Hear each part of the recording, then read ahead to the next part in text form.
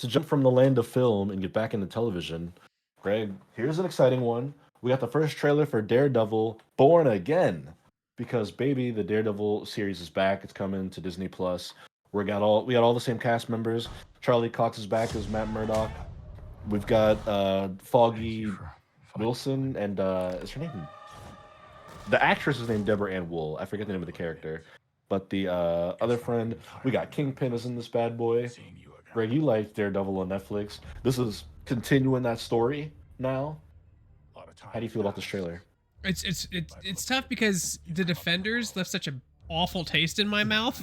You know what I mean? And you don't want to. It's that stain, right? It didn't do anything to the first 2 seasons of Daredevil, right? Like those seasons are still great, but it leaves that aftertaste, right? To end on something like that with Daredevil. And I've seen his She-Hulk cameo, right? Again, She-Hulk was mixed reception, mixed bag.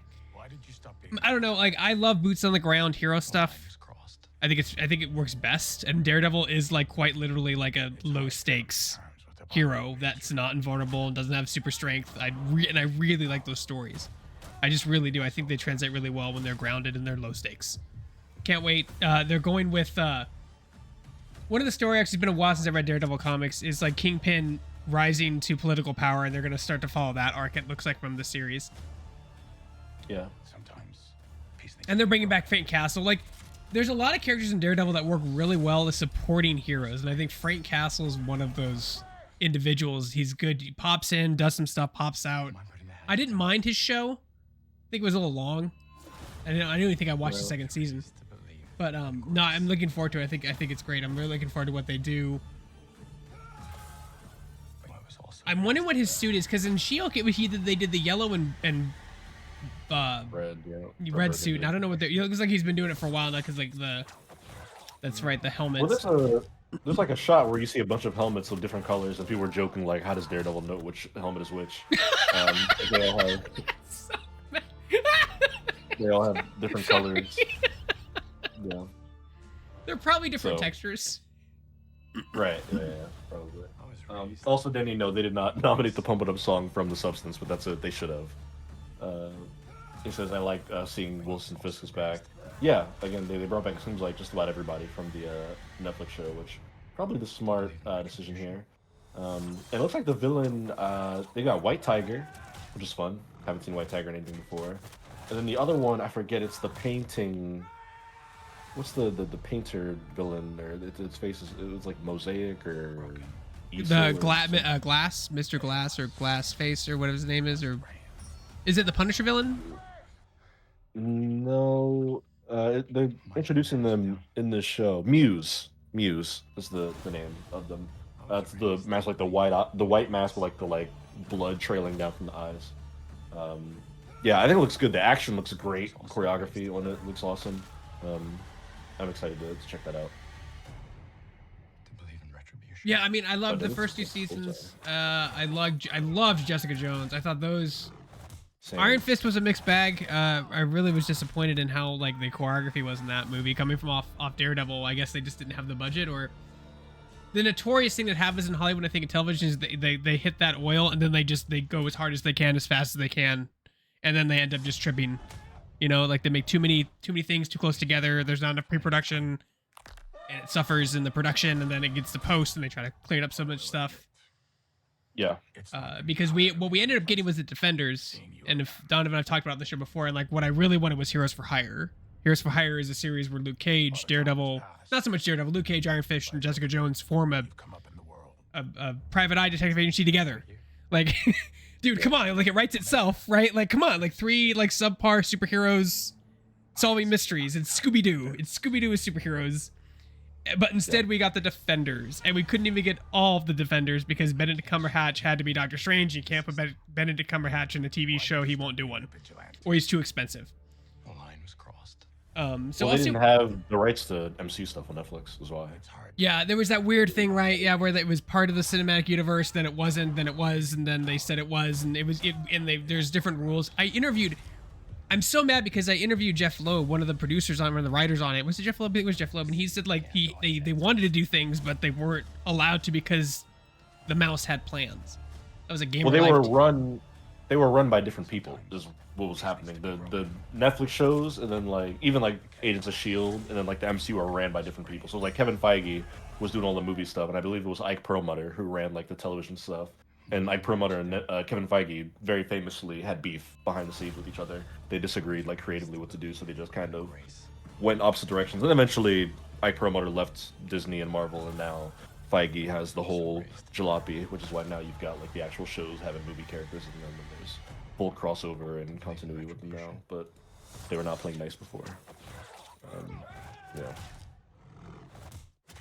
Yeah, I like what they do. I mean, like they take liberties. That's okay. Like I don't want a one-to-one stuff. Some one-to-one stuff doesn't. Like, I hope they bring Bullseye back. I wanted Bullseye to develop a little bit more as a character.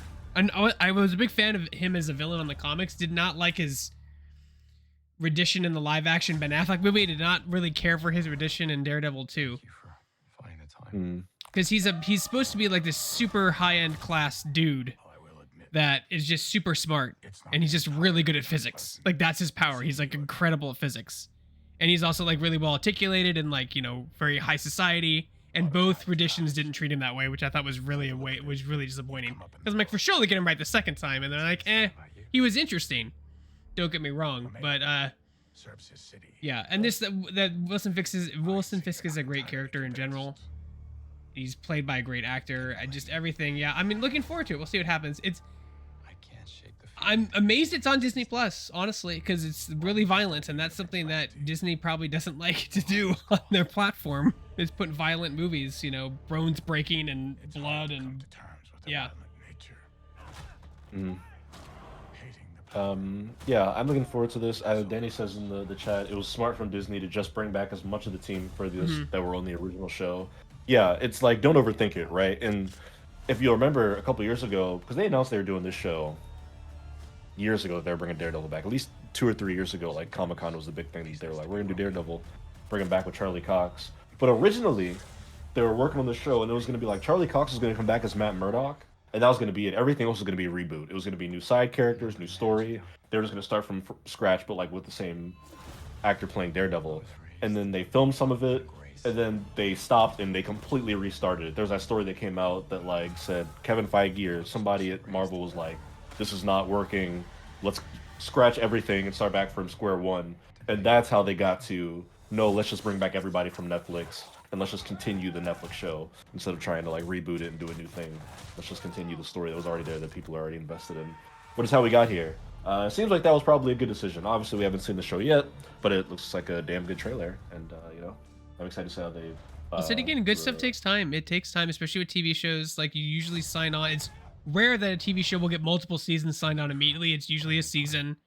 You wait for reception, right? Critics, viewers, and then you sign on for maybe 2 more seasons if you're lucky, maybe 3 if you're really lucky. And I think they signed on for 1 more season plus Defenders. And I think Defenders is what really soured everything.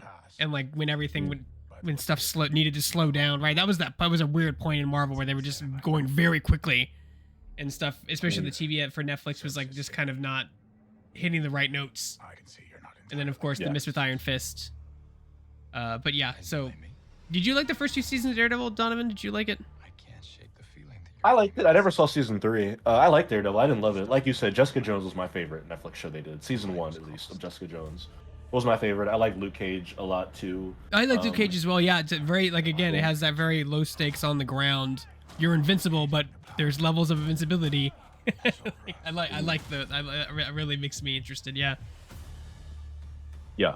So I am quite intrigued to see how this turns out. And Denny mentioned they're getting like into more mature content on Disney Plus. Yeah, I feel like the ship is fully sailed on that. I mean, they did Echo. That was like a hard, aggressive, violent show.